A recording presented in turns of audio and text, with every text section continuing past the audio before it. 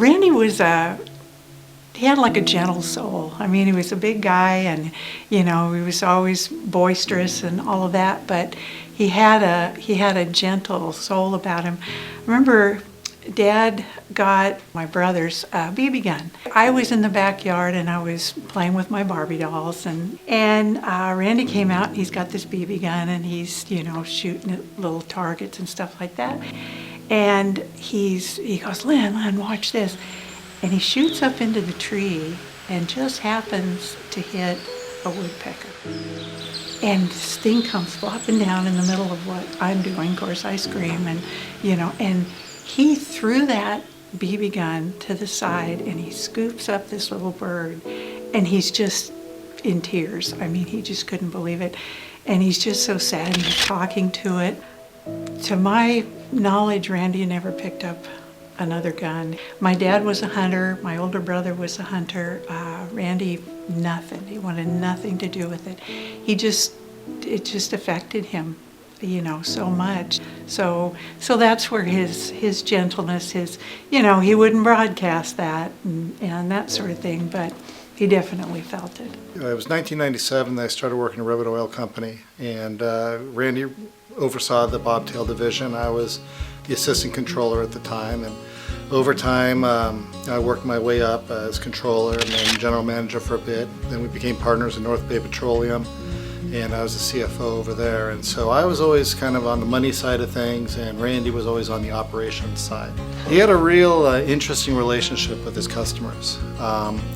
If you went on a customer call with him, when he and his customer would engage, the first 30 seconds to a minute was insults back and forth. They're insulting each other and things I'd never even heard of before. And then I'd move on, they start talking about how are your kids, how's the family, and next thing you know, they were actually talking about business. But he always would always have a nice back and forth with his customers before he got down to business. When you think about Randy Parker, he grew up in the fuel business.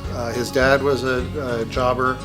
At 16, he was part of the business. He was driving a bobtail truck.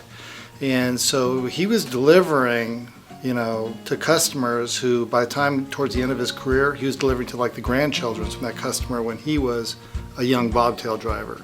So it was a generational thing. He knew all the farmers. If you ever drove through the West County with Randy Parker, he'd say, that's such and such ranch, and here's such and such ranch, and it used to be owned by so and so, but now the grandson's running it. And everything on the West County, he knew everybody out there. Randy Parker and Jim Dalton, they worked for different companies, but they were good competitors, and they liked to harass each other, which was very fun. Once our companies came together, it was fun to watch the customers' faces look at Randy and then look at me and go, what's going on? Oh, now we're working together.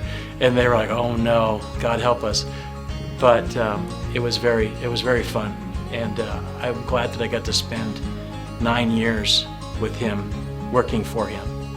He taught me that face-to-face, eye-to-eye with a customer meant way more than a text message or a phone call or an email. And it really, really meant a lot to see that in action and go out to customers together.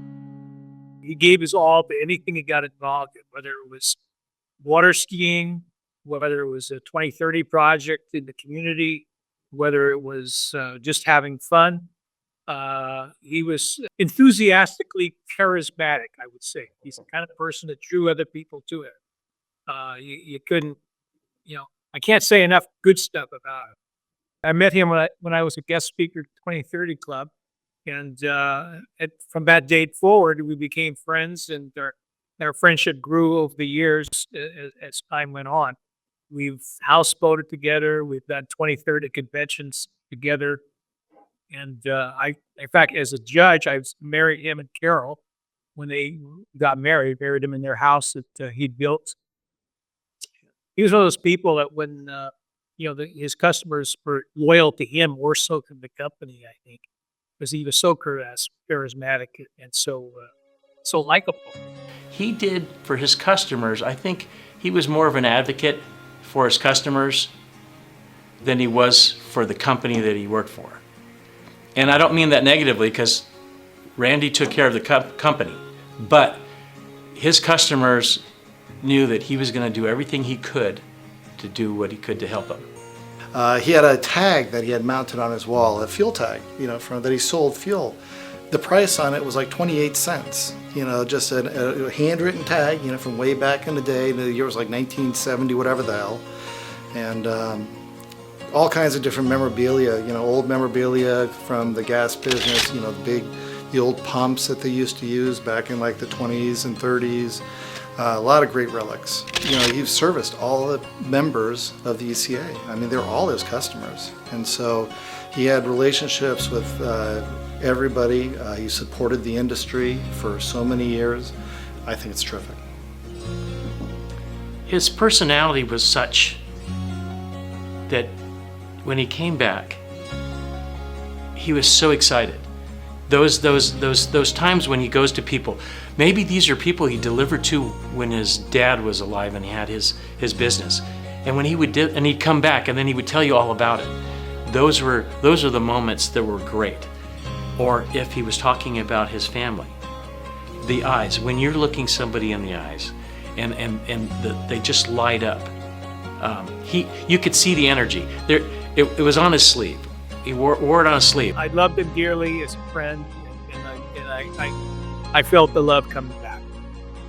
I really miss him. I wish he was still with us. I think,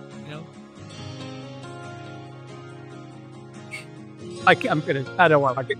Just to think with this award, how amazing it would have been if he could have been receiving it himself, because that's just, yeah. No, he was, again, such a unique guy, and everybody loved him.